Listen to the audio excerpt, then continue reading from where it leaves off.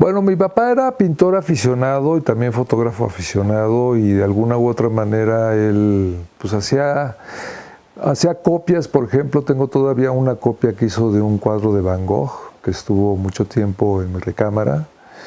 Hizo un retrato de mi mamá, pues de alguna manera con un estilo etrusco y cosas por el estilo. Bellas Artes me trae muchos recuerdos de mi tierna. A mi papá le daban boletos, entonces yo iba frecuentemente a Bellas Artes, a los conciertos de la Orquesta Sinfónica, porque además el que era entonces el primer violín, Hermilo Novello, fue también mi maestro de violín. Entonces para mí es un ambiente muy familiar. Y tenía un amigo que era pintor, que era Juan Salazar, que trabajó con la Galería de Arte Mexicano.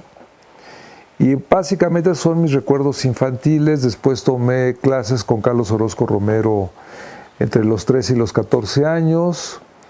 Después conocí a Ricardo Martínez, de haber tenido en esas épocas unos 15, 16 años. Y quien realmente fue el que me marcó, o el pintor que más me ha marcado, fue Vladi, con el que estuve colaborando unos 4 años. Ahí también pinté en los murales y es quizás el que más me marcó y el que me introdujo a las técnicas pictóricas con las cuales todavía trabajo hoy en día.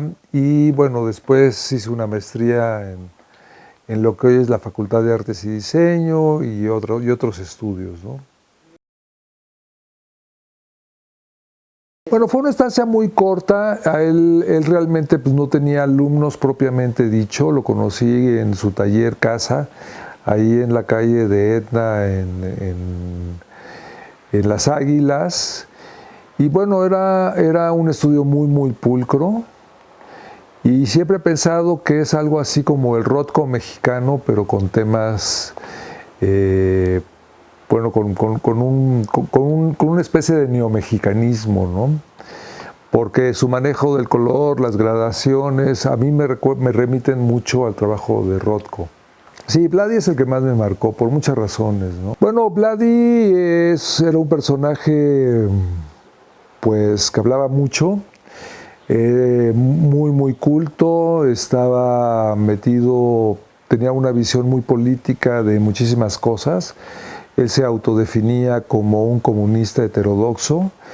Él además, para él era muy importante su papá, Víctor Serge, y tenía relación con intelectuales en Francia, porque entre otras cosas se dedicaban a contrabandear manuscritos de disidentes soviéticos que se publicaban en París, se traducían.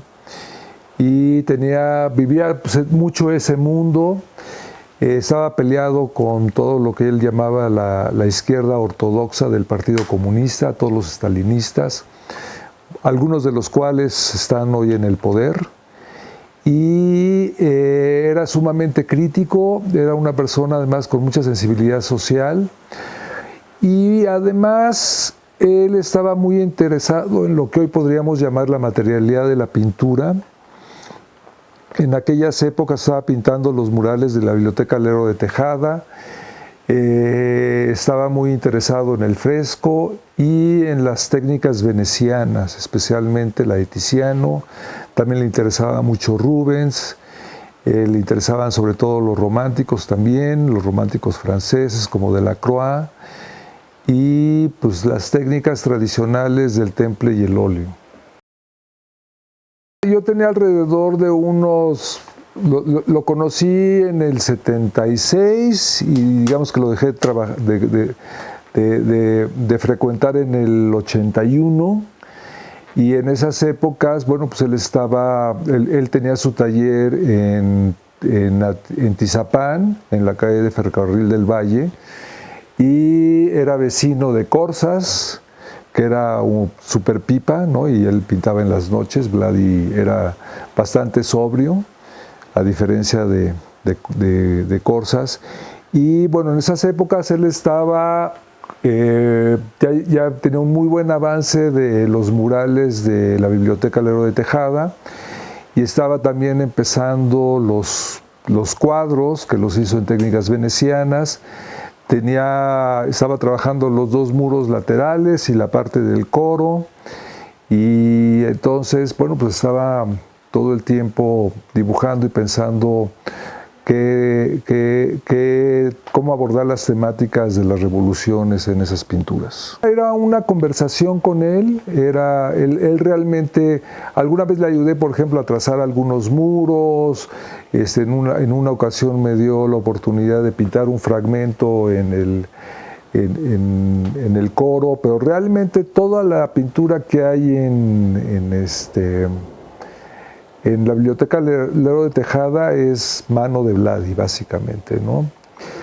Y claro, en su taller pues me enseñaba pues, a preparar telas, a preparar tablas, a hacer grabados. Él me enseñó a hacer aguafuertes. En fin, en el taller tenía el cuadro de las Meninas Caribeñas, que es un cuadro que había iniciado a la Limón con Alberto Gironella, y pues en algún momento determinado se pelearon por ese cuadro. De hecho se lo terminó quedando Vladi, es un cuadro que iniciaron en acrílico, y sobre ese cuadro pues realmente Vladi experimentaba muchas técnicas. En alguna oportunidad me dio chance de pintar encima de él, ¿no? Me dijo, a ver, prueba y haz esto, y para que veas cómo funciona esto y aquello, ¿no? Y bueno, ese cuadro lo terminó, digamos, fue un cuadro que se lo apropió Vladi, por decirlo de alguna manera, y como resultado de eso, Gironella hizo la serie de Las Infantas, que después presentó en el Museo Tamayo.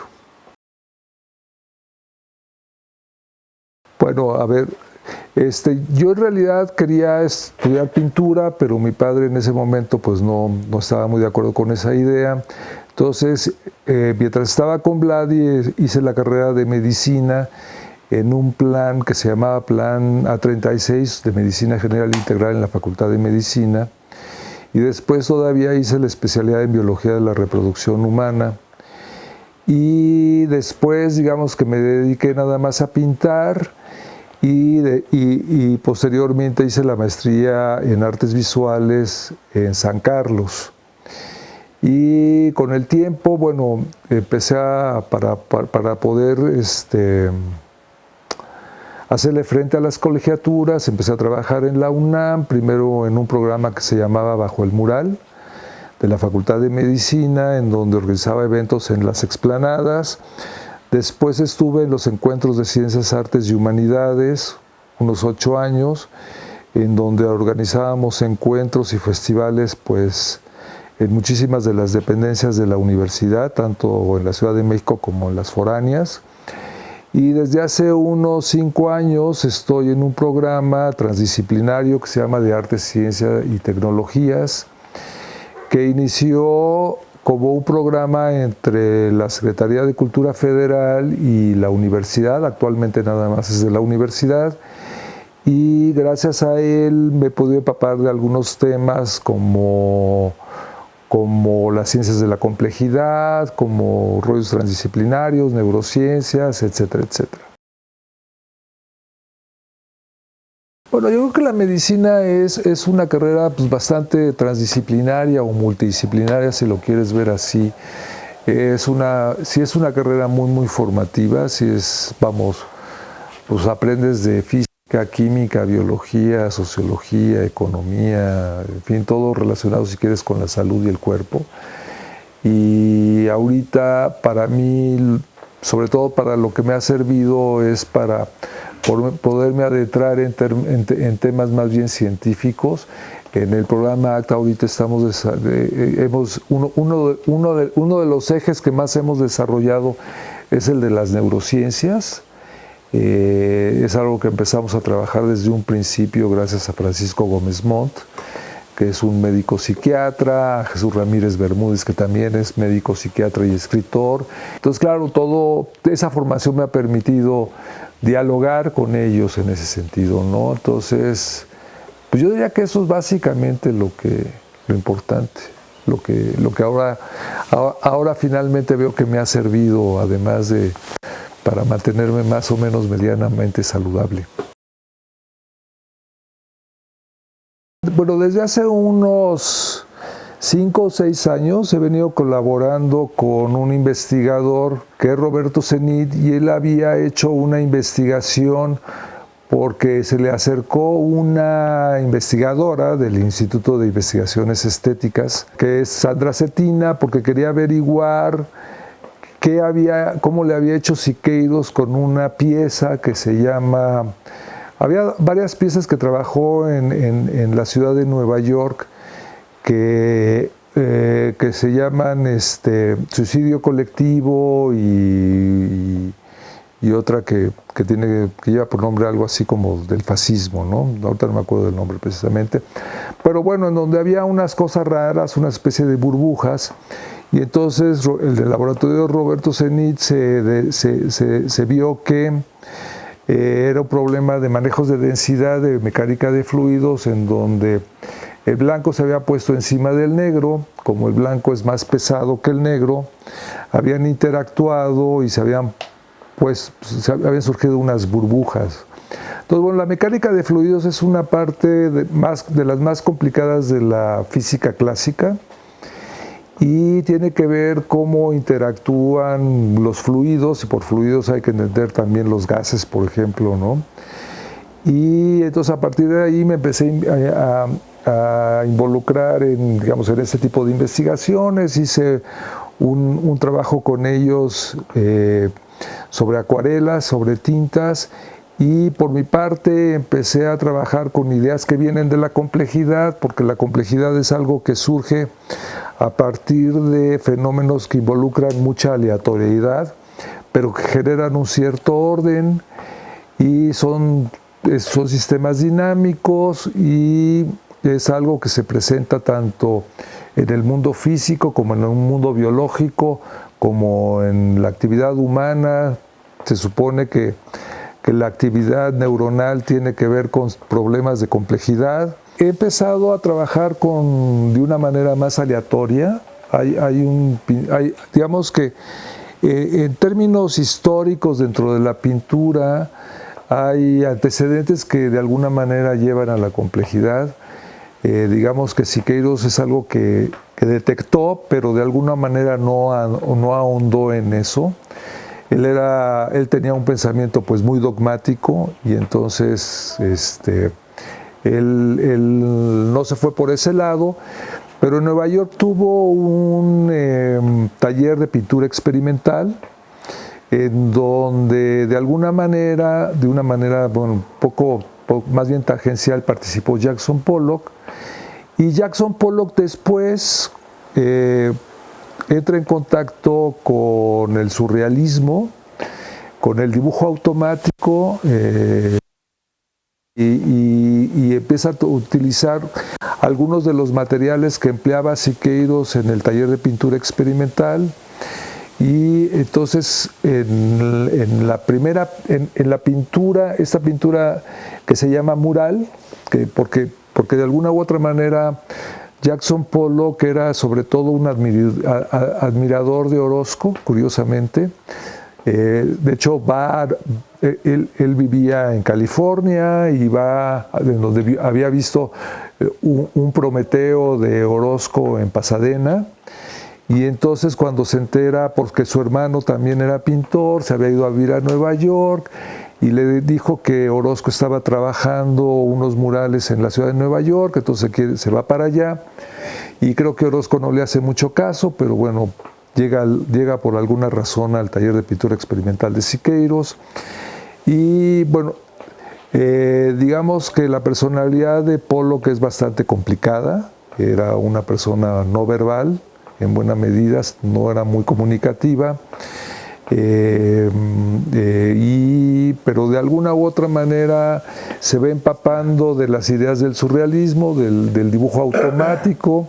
Hay una serie de dibujos muy interesantes de él que hace porque él sabe en terapia junguiana, Y al estar en terapia junguiana, el terapeuta lo que le pedía eran dibujos, porque él prácticamente pues, no verbalizaba mucho.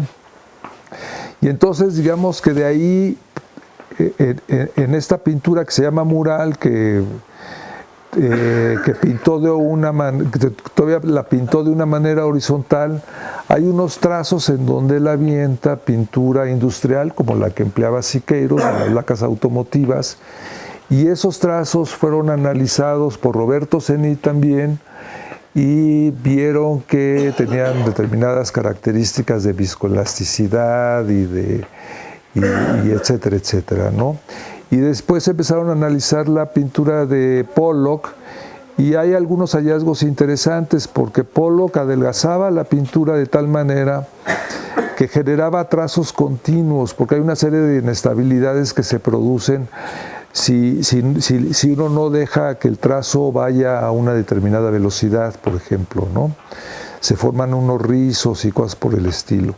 Entonces analizaron todo eso, lo reprodujeron en el laboratorio, y además una investigadora, que es Elsa María de la Calleja, analizó con invariantes topológicas la pintura de Siqueiros, y es una manera donde matemáticamente puedes medir el nivel de complejidad.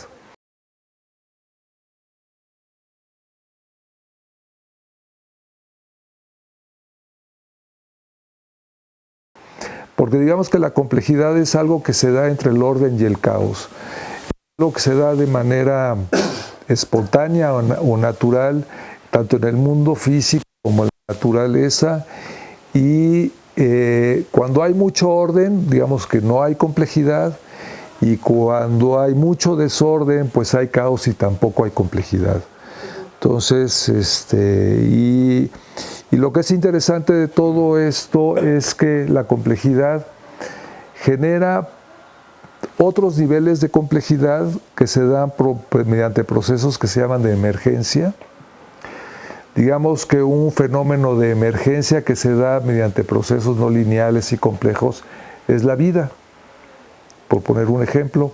Otro sería la conciencia, la mente humana también se produce mediante este tipo de procesos.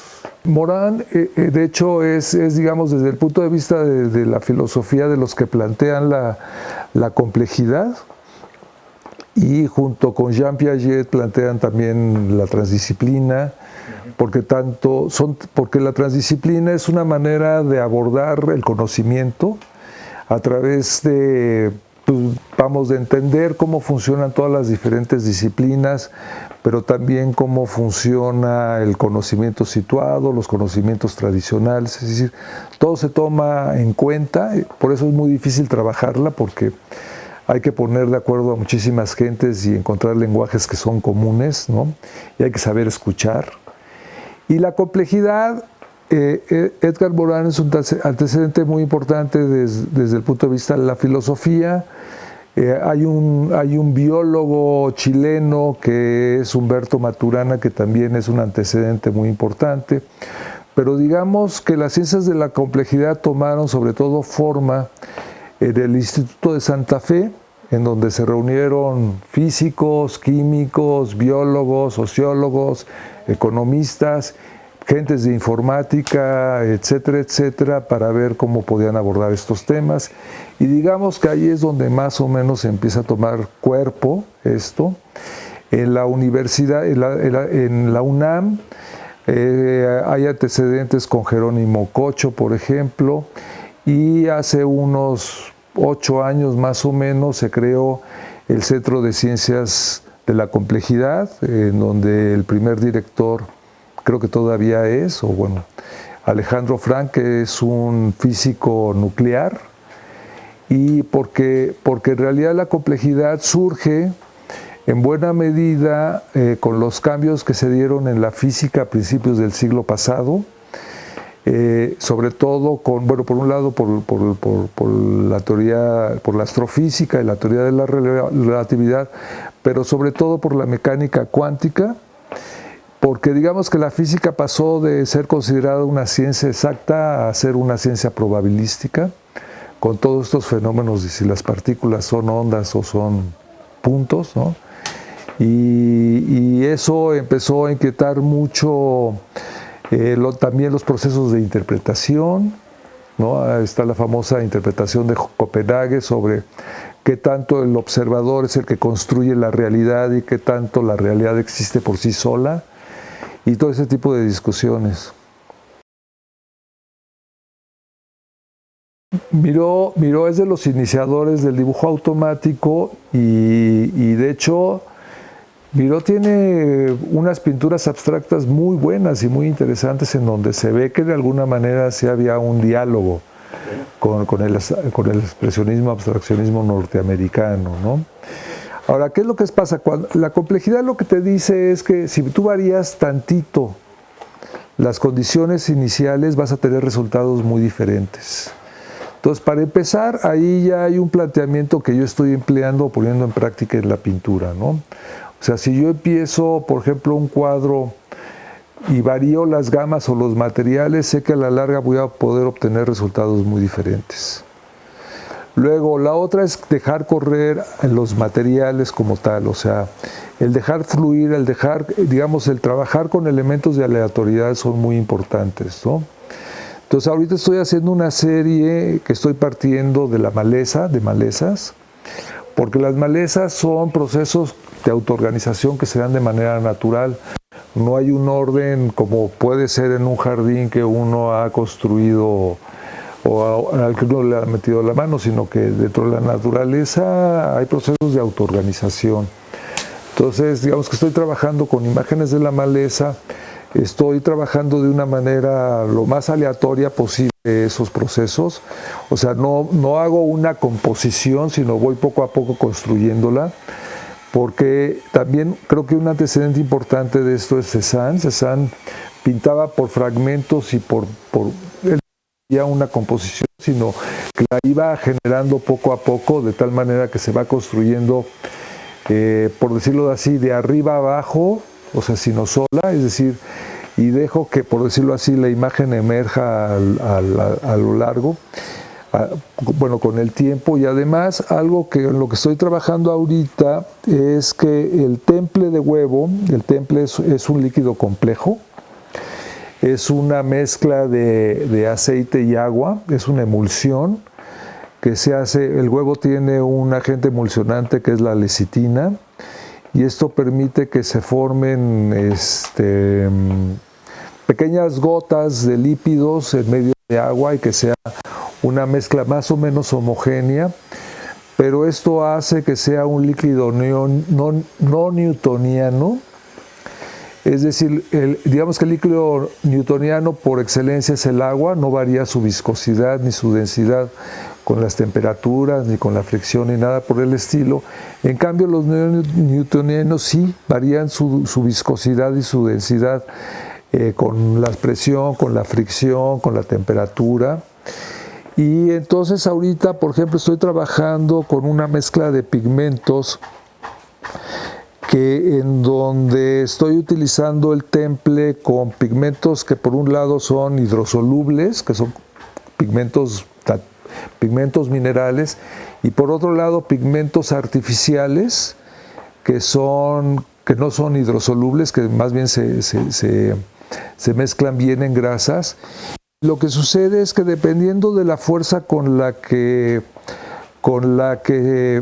se aplique, se va de un color a otro, o sea, la misma mezcla de pintura, ¿no? Y bueno, es por ejemplo una de las cosas que estoy haciendo en complejidad, con complejidad. Voy a preparar el temple, que el ingrediente principal pues es el huevo. Lo que hago es básicamente pues eliminar la clara y esta parte, lo que parecería el cordón umbilical, entonces lo echo, se despedaza. Ahora voy a agregar el aceite de linaza espesado al sol que he dejado en una botella abierta al lado de una ventana. Es un aceite que ya se ha ido espesando, ha ido incorporando el oxígeno. Uso el cascarón como una medida Bueno, ya le agregué una, le agrego ahorita, esta es la segunda. Le voy a agregar unas 3 medidas más o menos, el equivalente. Y esto, pues lo mezclo con una brocha. Me interesan los colores sucios, tiene un poco de azul. Ahorita le voy a agregar incluso otros pigmentos para que me dé una especie de gris. La idea es trabajar todo este cuadro con violeta sobre todo, pero es importante ya también que se vaya quebrando el color. No quiero trabajar con colores muy puros, sino más bien sucios, que se formen una especie de lodos. Ahí ya se mezcló el aceite con el huevo. El huevo tiene algo de agua, forma una emulsión. Y ahora le voy a agregar dióxido de titanio.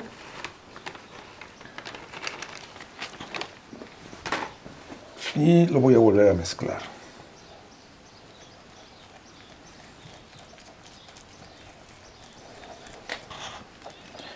Ahorita me interesa tener un color muy magro. Entonces ahí se apelotona todo. Poco a poco se va a ir integrando el aceite y el huevo, ya la emulsión con el pigmento. Lo quiero, por decirlo así, muy espeso. Y le voy a empezar a agregar algo de agua y vemos cómo se incorpora el agua con el temple. Entonces pueden ver cómo en la mezcla pues en realidad todo ya se va formando una especie de pasta, ¿no? De pintura. Y esto es una mezcla pues de aceite y agua. Le voy a ir agregando cada vez más. Entonces ya se formó la emulsión.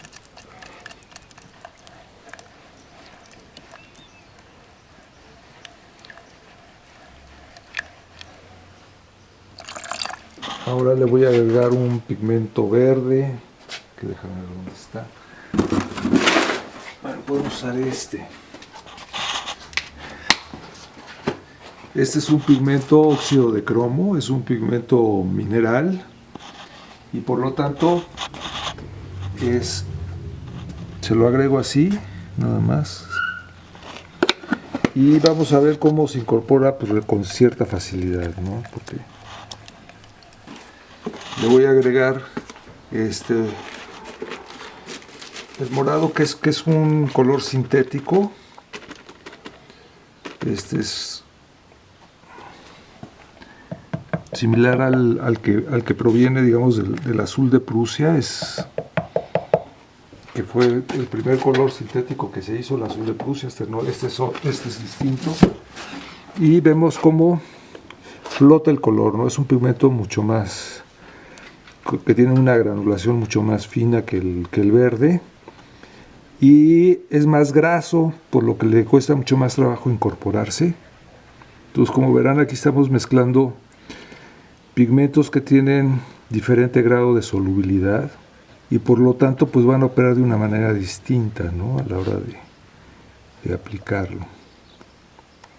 Y lo que vamos a tener aquí en el godete pues es una mezcla que aparentemente tiene un cierto color claro. Le voy a agregar más agua para hacerlo para hacer una mezcla pues digamos más inestable. O sea, en la medida en que le agregamos al temple más agua, tienden a separarse más los compuestos, el aceite de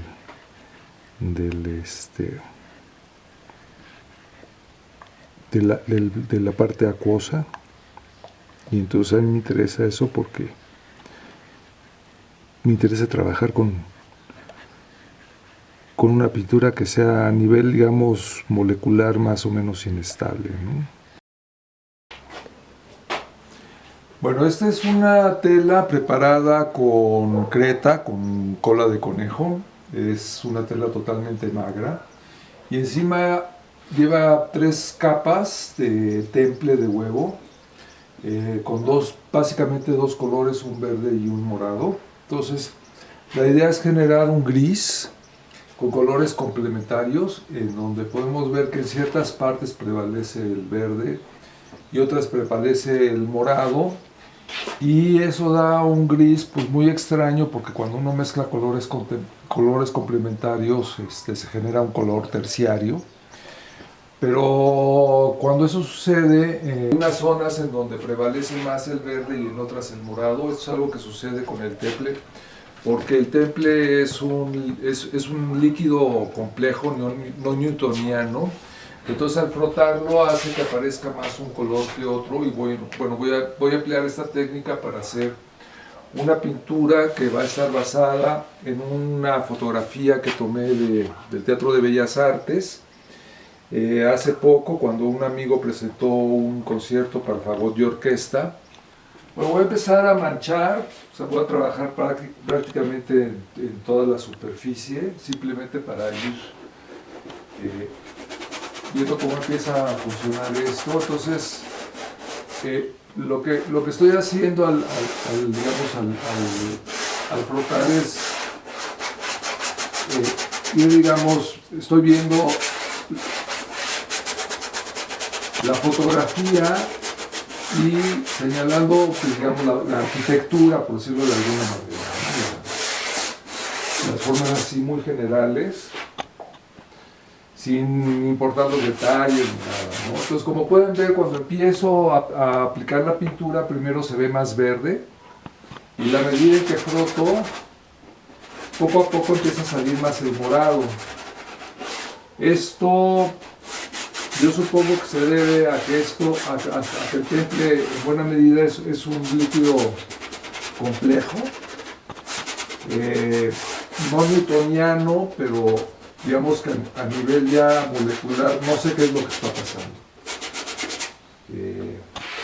Pero se me hace muy interesante que esto suceda, porque con una sola mezcla de pigmentos, con una sola pintura, voy dando una serie de matices que me va a permitir ir definiendo luces, formas, volúmenes, sin tener que, pues, cambiar, y todo el tiempo se están dando estos grises, ¿no?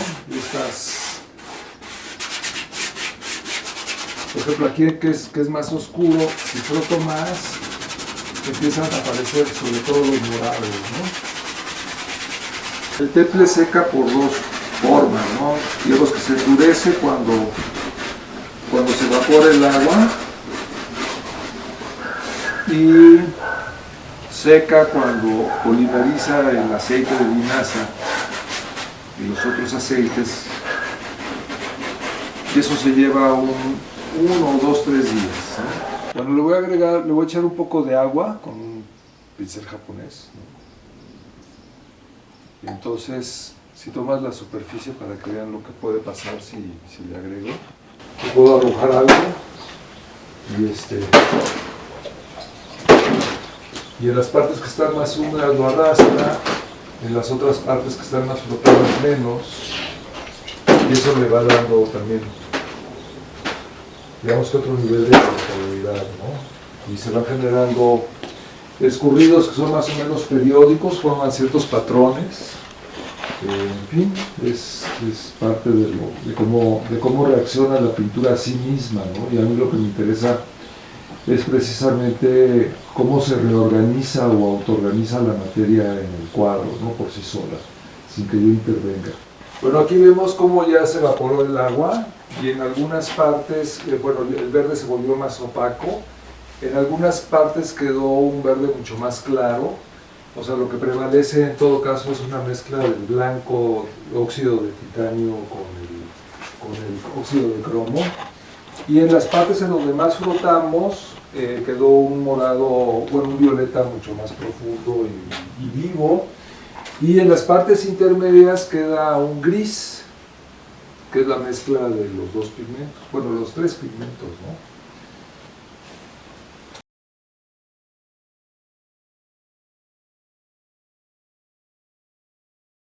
Bueno, entonces esta pieza la estoy trabajando, digamos, de manera horizontal, porque hace unos 3 o 4 años hice una serie en donde yo estaba pintando rostros con una mezcla de pinturas a las que yo le llamo lodos, de muy baja viscosidad, con la idea de hacer trazos lo más aleatoriamente posibles. Y esto le interesó mucho a Roberto Zenit y a otros investigadores de la Universidad Carlos III en España. Entonces empezaron a adelgazar pinturas y cosas por el estilo.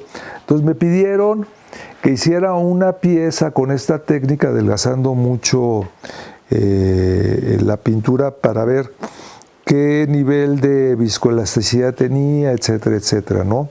Entonces esta pieza la estoy trabajando en una sesión al día, por decirlo de alguna manera, y la estoy filmando con una GoPro para que ellos puedan ver el proceso.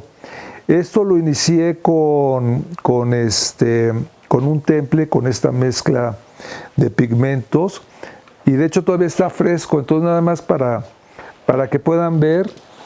Por ejemplo, ustedes ven este verde, tiene óxido de cromo, pero si yo lo froto, aparece el morado. Y eso es porque el temple es un líquido complejo y hace que bueno, ahí hay una interacción que yo todavía no sé cómo se produce, pero eso tiene que ver con un proceso de complejidad y de fin. Y es algo que me tiene muy intrigado, ya lo están analizando.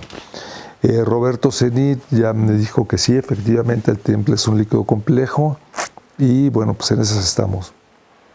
Esta pieza no se va a sostener, pero bueno, déjame. Estas son las series de malezas. Esta fue trabajada así. En realidad son dos mezclas de pintura, un violeta dioxano y óxido de cromo en una, y en otra es un ocre y el azul de Prusia. Entonces, en la medida en que se frota, déjame ver si todavía está medio, aparece otro color, ¿sí? Dentro de la misma mezcla. Y eso yo supongo que, o sea, a la medida que se frota, o sea, cuando lo pongo muy líquido, digamos, está en una fase acuosa, lo que queda es el amarillo, porque el ocre es un pigmento de óxido de fierro, y bueno, pues esto ya secó, entonces ya no aparece tanto, pero en las partes en donde todavía está medio fresco, eso sucede, ¿no? Y claro, todo esto está trabajado de una manera bastante aleatoria. Aquí hay otro ejemplo, por ejemplo, ¿no? Entonces, si uno varía la paleta desde un principio, pues el cuadro se va hacia otro lado. Y todo el tiempo estoy cambiando también los materiales. Este de atrás, déjame moverlo. Pues lo trabajé todo en blanco y negro, y al final le añadí, nada más delineé con color ciertas zonas, y eso hace que por interacciones de colores el blanco y negro, los grises, pues adquieran otros colores, ¿no? Y eso también tiene que ver con cómo percibimos la pintura, porque a mí lo que me interesa es hacer una pintura que sea una experiencia puramente fenoménica, ¿no? No me interesa ver la pintura como un signo lingüístico, ¿no? Digamos, no me interesa tanto el simbolismo, sino cómo percibimos a la materia desde la pintura misma, ¿no? Entonces, digamos que por ahí va el planteamiento.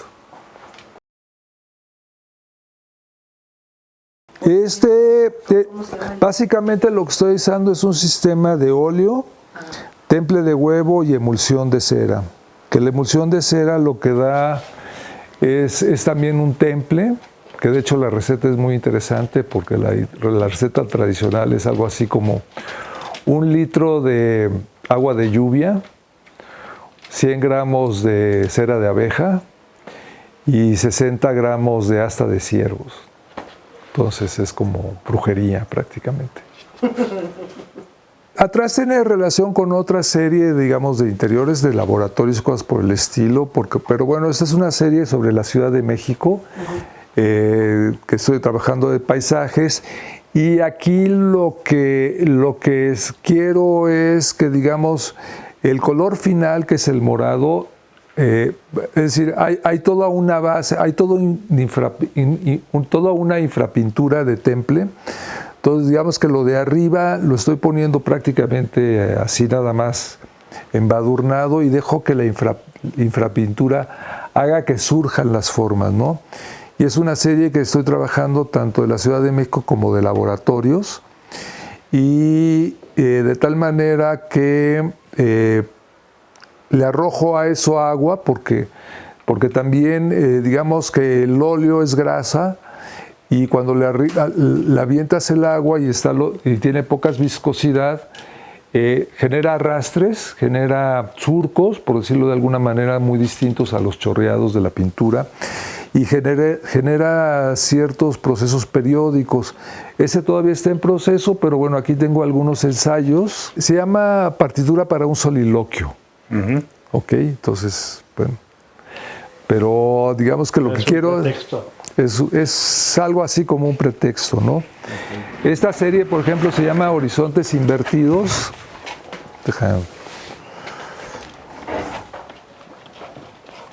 En donde son capas de pintura, digamos que primero hubo una capa morada, luego una verde, luego una gris, y después esta, y a todas estas les arrojé después agua, y se forman estos surcos, y de hecho abajo hay una cierta periodicidad que se da por procesos de autoorganización, ¿no?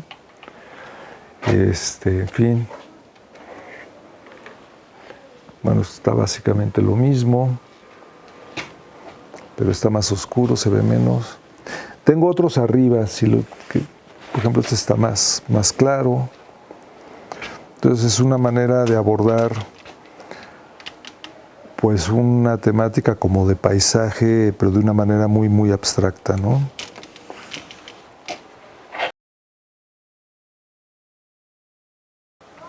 Bueno, me interesa lo experimental, ¿no? Los científicos tienen la frase de que si uno siempre hace el mismo experimento, uno siempre obtiene los mismos resultados, ¿no? Y para mí, pues pintar es ante todo una aventura, es un poco salirse de lo conocido, es adentrarse en territorios ignotos que uno no ha explorado, y pues eso es lo más interesante finalmente, porque sí hay muchos pintores que se repiten hasta la náusea, ¿no? Y hay ejemplos, si quieres, notables, pero pues hacer siempre lo mismo resulta muy aburrido. La pintura es como la vida, va cambiando y se va transformando, y uno va descubriendo, y uno se pone a prueba y pone a prueba otras cosas, vienen ideas, hay como todo un desarrollo, ¿no? Y pues sí, así es como funciono. Yo pienso que sí tiene un valor terapéutico importante. No sé si curar, pero sí creo que te mantiene un mayor autoconocimiento, sí implica tiene un valor terapéutico a nivel a lo mejor emocional, sí funciona, sí creo que sí tiene esa, pero también hay muchas cosas que son terapéuticas, ¿no? O sea, el arte sí genera convivencia, sí genera bienestar, sí, en fin. La música, la convivencia también, o sea, todo, sí, definitivamente sí lo es, sí es.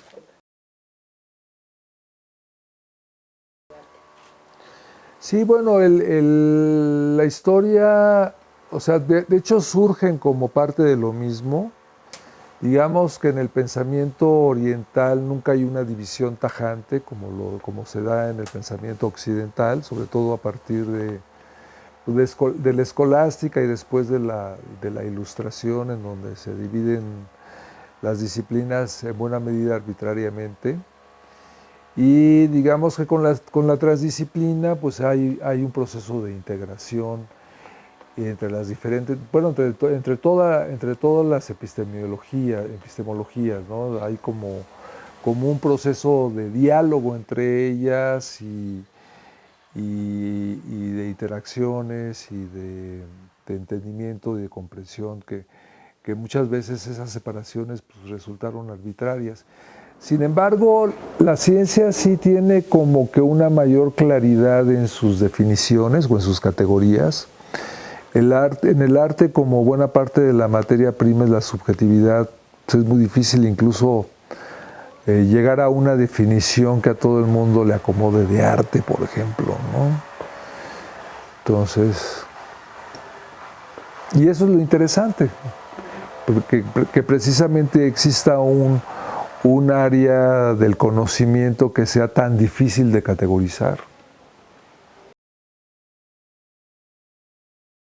Creo que estoy haciendo una pintura que se sale de lo que están haciendo en general la mayor parte de los pintores de mi generación. Digamos que estoy entrando en un campo, pues si se quiere, más transdisciplinario. No sé, me gustaría hacer algo que fuera más o menos relevante, pero no sé si lo estoy logrando, ¿no? O sea, siempre cuando uno experimenta, pues uno no sabe hacia dónde va en buena medida, ¿no? O sea, uno espera obtener ciertos resultados, pero no siempre sucede así. Hay muchas piezas que luego terminan por no funcionar adecuadamente. Uno se encuentra también a veces con callejones sin salida, con cosas por el estilo. Pero digamos que es algo que mantiene pues mi atención, mi interés, etcétera, etcétera, ¿no? A mí lo que me gustaría sobre todo lograr con esto es, traigo la idea de que estamos ahorita en un periodo en donde ya podemos hablar o preguntarnos si hay una estética de la complejidad. Y lo que me interesaría sería responder si de alguna u otra manera la experiencia estética derivada del arte de la complejidad es diferente a otro tipo de experiencias estéticas. ¿Y qué características tendría, no? Bueno, yo veo más que nada como un proceso, digamos, de transitar, ¿no? Es decir, es como Paul Klee decía que el dibujo es una línea que sale de paseo.